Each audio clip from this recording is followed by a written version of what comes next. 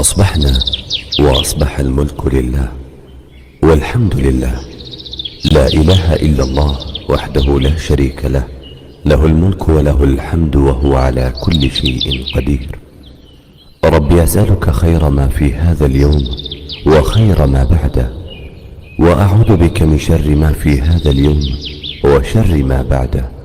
ربي أعوذ بك من الكسل وسوء الكبر. ربي أعوذ بك من عذاب في النار وعذاب في القبر. اللهم أنت ربي لا إله إلا أنت، خلقتني وأنا عبدك، وأنا على عهدك ووعدك ما استطعت. أعوذ بك من شر ما صنعت. أبوء لك بنعمتك علي وأبوء بذنبي، فاغفر لي فإنه لا يغفر الذنوب إلا أنت. اللهم إني أصبحت أشهدك وأشهد حملة عرشك وملائكتك وجميع خلقك أنك أنت الله لا إله إلا أنت وحدك لا شريك لك، وأن محمدا عبدك ورسولك. اللهم إني أسألك العافية في الدنيا والآخرة. اللهم إني أسألك العفو والعافية في ديني ودنياي وأهلي ومالي. اللهم استر عوراتي وآمن روعاتي. اللهم احفظني من بين يدي ومن خلفي وعن يميني وعن شمالي ومن فوقي، وأعوذ بعظمتك أن أغتال من تحتي. السلام عليكم ورحمة الله وبركاته. ازيكم يا حبايبنا؟ عاملين ايه؟ رب تكونوا بخير. طبعا حبايب قلبي، ما تنسوش تصلوا على النبي عليه افضل الصلاة والسلام، وتدعوا لماما سعيدة بالرحمة والمغفرة، ربنا يرحمها يا رب. طبعا حبايب قلبي، زي ما انا قايله لكم، احنا متعودين ان احنا ندعي لماما سعيدة في كل الاوقات، ربنا يرحمها برحمته الواسعة يا رب. طبعا بقى حبايب قلبي كده بقى الروتين ده قبل ما ماما تتوفى. برضو الفيديو اللي هو اول امبارح اللي انا كنت منزله ليا كانت قبل ما ماما تتوفى برضو، وده برضو قبل ما ماما تتوفى، ربنا يرحمها يا رب. طبعا كده هايدي قالت اما اقوم اغسل السجاد كده ما تنسوش بقى تروحوا عند هايدي حبايب قلب كده، تشوفوا فيديوهاتها وتشجعوها كده. طبعا ربنا يخليها يا رب كده ويرزقها الذرية الصالحة يا رب، عاجلا غير آجلا، ويسترها يا رب كده ويحفظها ويخليها لينا. مامتنا والله، مامتنا التانية هايدي دي اختي وروح قلبي وعمري وكل حاجة ليا والله. وطبعا بقى حبيب قلبي كده بقى غسلت السجادة الأولانية وبتلفها كده عشان تبقى في جنب عشان تفتح عليها المية. طبعا زي ما بقول لكم بقى كده، ما تنسوش تدعوا لنا سعيدة بالرحمة زي ما بنقول لكم في الفيديوهات كلها، تدعوا لها بالرحمة كده والمغفرة حبايب قلبي، ربنا يرحمها يا رب. واحنا برضو هنفضل فاكرينها في كل مكان وفي كل لحظة، هنفضل فاكرينها في قلبنا. طبعا كده بقى ايه، غسلت الاتنين ومتحطهم في جنب.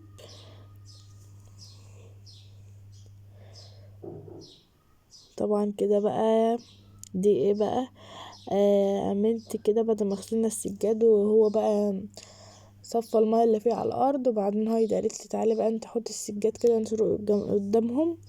فكده بقى حبيب قلبي وانا برشل السجاد معاكم. طبعا بقى كده هايدي قالت هتروح تغسل الحمام بعد السجاد، بعد ما غسلت السجاد هتغسل الحمام كله كده. طبعا بقى متنسوش تشجعوها هايدي، طبعا زي ما ماما سعيدة كانت بتقول لكم متنسوش تشجعوها. طبعا كده بقى بدأت ان هي بتمسح في الحمام كده، وتمسح في السيور اللي هي عند البلاط دي، وتمسح الدش كده، تمسح حوالين الحنفيات كده. طبعا ربنا يسترها يا رب ويوفقها في حياتها. طبعا بقى حبيب قلبي ما تنسوش تصلوا على النبي في التعليقات، وزي ما بقول لكم تتمنوا سعيدة وفي صلاتكم في الوقت اللي انتوا بتصلوا فيه والوقت اللي انتوا بتقرأوا قرآن فيه. ما تنسوش تدعوا لنا سعيدة بالرحمة. والمغفرة يا رب. طبعا كلنا برضو حزنانين على ماما سعيدة، وانا متأكدة ان كله حزين على ماما سعيدة. ربنا يرحمها يا رب، وهي هتفضل في قلبنا وهنفضل فاكرينها طول العمر ومش هننساها ابدا ولا يوم، لان ماما سعيدة ما تتنساش خالص، ولا اي حد ينساها خالص، ولا احنا كنا متوقعين اللي حصل ده ابدا. طبعا ربنا يرحمها، مش هنقول غير كده ان ربنا يرحمها يا رب برحمته الواسعة. وطبعا كده بقى بدأت ان هايدي تمسح البلاط كده من تحت، مسحته من فوق وبدأت ان هي تمسح من تحت كده كويس. طبعا بقى ما تنسوش تروحوا بقى عند اجمل مع احمد وامل والجمهورية، وتشجعونا كلنا كده، قناة واحدة كده تشجعونا كلنا زي ما احنا متعودين كده، ان احنا نفضل عيلة واحدة كده كلنا. وكل ما نطلع بحاجة كده نقول لكم عليها، كل ما نفرح ونقول لكم على كل حاجة، ما نخبيش عنكم حاجة. طبعا بقى ما تنسوش تدعوا ماما سعيدة، برضه هفضل افكركم ما تنسوش تدعوا ماما سعيدة. انا عارفة ان كلكم بتدعوا لها وكلكم فاكرينها، فكركم برضه تدعوا لها. طبعا حبايب قلبي، هي ما كانتش مجرد ام بس، هي ام واب واخت وسند واخ وكل حاجة كانت لينا. ماما سعيدة ما كانش مجرد كلام يعني، ولا كان مجرد ان احنا نقول في فيديو ماما سعيدة لينا كل حاجة يعني. كانت كل حاجة لينا، كانت سندنا وواقفة في ظهرنا ومعانا وعلى طول سندنا كده، وبتحافظ علينا وبتقول لنا تشجعوا كده وفوق قناتكم. ولحد الآن يعني مش سايبانا، لحد الآن مش سايبانا، وبرضه بتقول لنا، بتجينا في الحلم وتقول لنا شوفوا شغلكم، وتقول لنا خلي بالكم من ساقة، خلي بالكم من امل وهايدي. يعني بتفضل تقول لنا حاجات كتير في الحلم، وبتيجي لحبايبنا برضو المتابعين بتوعنا اللي كانوا بيتابعونا، بتيجي تطمنهم عليها، تقول وصلوا الرسالة لميساء او امل او هايدي، يعني هي لسه فاكرانا، ولسه يعني لسه عننا في قلبها، ولسه احنا كلنا في قلبها وعارفانا كلنا، ولسه بتسأل علينا. يعني ربنا يرحمها يا رب، وفاكرانا في كل الأوقات، ودايما بتجيلنا في الحلو كله، ودايما يعني الحلو كله منها، والحلو كان بيطلع منها كله. كان لسانها زي العسل في كل الكلام، ما كانتش بتقول اي كلمة تزعل الشخص اللي قدامها، كانت كل حاجة بتجبر الخاطر بكلامها وبالحاجات اللي تجيبها للناس. كانت بتجبر خاطر الناس كلها يعني بكل الحاجات ان هي تقدر عليها. كانت كل حاجة بتقدر عليها يعني، اللي هو كل حاجة بتقدر عليها تعملها ان الناس تفرح قدامها كانت تعملها، يعني الحاجة اللي كانت تقدر ان هي تعملها كانت بتعملها. وكانت برضو يعني تحب الناس كلها وكانت قبل ما تتوفى يعني بيومين او 3 كانت بتقول لهايدي طلع عليا رحمة كتير، ومش عايزاك تزعلوا عليا. طبعا وكانت بتقول لي مش عايزاكم تزعلوا عليا وطلعوا رحمة كتير وما تحزنوش خالص، وخليكم حبايب وخليكم اخوات وخليكم انتوا التلاتة مع بعض في ظهر بعض وسند لبعض وايد واحدة، وما تتفرقوش في حياتكم مهما كان حصل، ما تتفرقوش وخليكم ايد واحدة كده. وطبعا يعني الحزن في القلب والقلب شايل كتير، يعني لو الحزن كان بيبان على الشخص او الحزن بره القلب كان يعني الشخص كان ذمته اتدمر. يعني اللي انا يعني مثلا انا وغيري وامل وهايدي يعني كلنا شايلين مثلا في قلبنا كتير يعني حزن، يعني على ماما سعيدة شايلين كتير قوي حزن، لدرجة ان احنا يعني زعلانين قوي، اللي هو مش قادرين خلاص، اللي سند وكل حاجة راحت، اللي هو احنا في قلبنا كده حاجة مش عارفين نطلعها ابدا ومش هننساها ابدا. والحاجة دي اللي كانت لينا كل حاجة بقت يعني في الجنة ونعيمها، وبقت بعيد عننا، فربنا يرحمها يا رب برحمته الواسعة. وانا مش هقدر اقول غير كده، وربنا يرحمها ويستركم حبايب قلبي. ما تنسوش بقى تدعوا لها، وكل اللي بتجيله في الاحلام او كل اللي جاتله في الاحلام يسلم لي عليها، يقول لها رميساء بتقولك وحشتيها، روحي لها في الحلم مطمنين عليكي، ورميساء زعلانه عليكي قوي. لا يعني اللي هيروح لها اللي هي تجيله في الحلم يقول له كده، يعني يقول لها كده ان هي وحشاني وما اقدرش، ما اقعدش قادره على بعدها، وانا حاسه ان هي في سفر، ان هي مسافره وراجعه تاني. انا حاسه كده، بس مش عمري مش حاسه ان هي ان هي ماتت، لا مش حاسه كده خالص، ولا متاكده من كده خالص.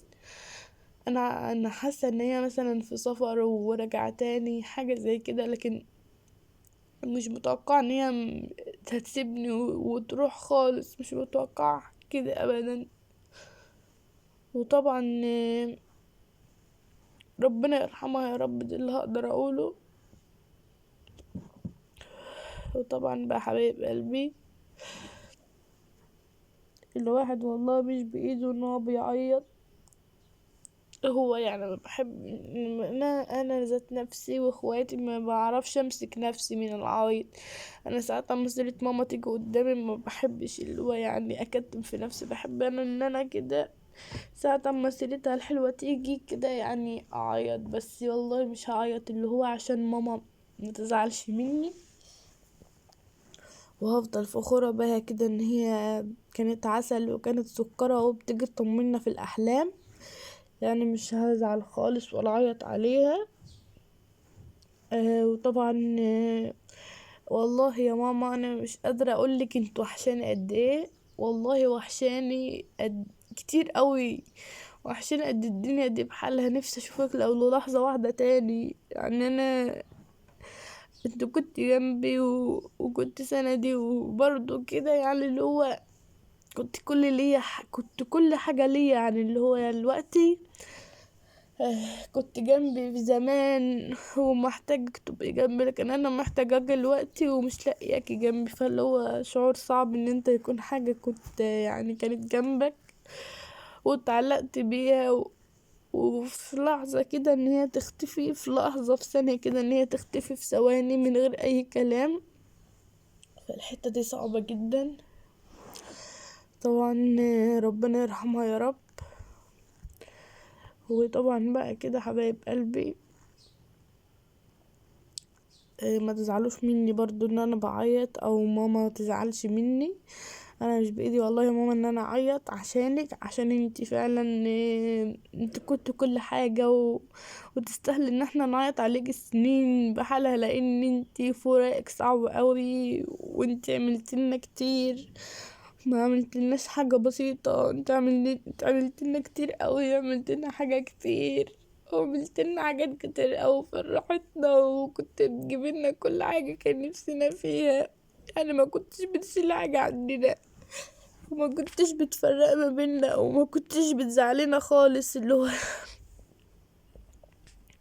عمرك ما عملت حاجة يعني زعلتنا، وعمرك برضو ما فرقتي بينا احنا التلاتة، وطول عمرك بتحبينا ومحافظة علينا وبتهتمي بينا وطول عمرك برضو خايفة علينا، يعني ما عملتش حاجة وحشة فينا ابدا. ربنا يرحمك يا رب. طبعا ما حبايب قلبي كده بقى ايه، هايدي بدأت ان هي تخلص كده وخلصت الحمام كله. طبعا بقى كده بقى بدأت ان هي غسلت برضو الشفشق اللي احنا بنصب بيه وكده. طبعا بقى كده حبايب قلبي بدأت ان هي تغسل الارض بقى كده، غسلت الحمام كله وبدأت ان هي تغسل الارض. طبعا بقى كده انا بقى كده مسكت بتاع التليفون وصورتها عشان كده يجيب الصورة واضحة. طبعا كده وصلنا لنهاية الفيديو، ما تنسوش تدعوا لماما سعيدة تاني وتصلوا على النبي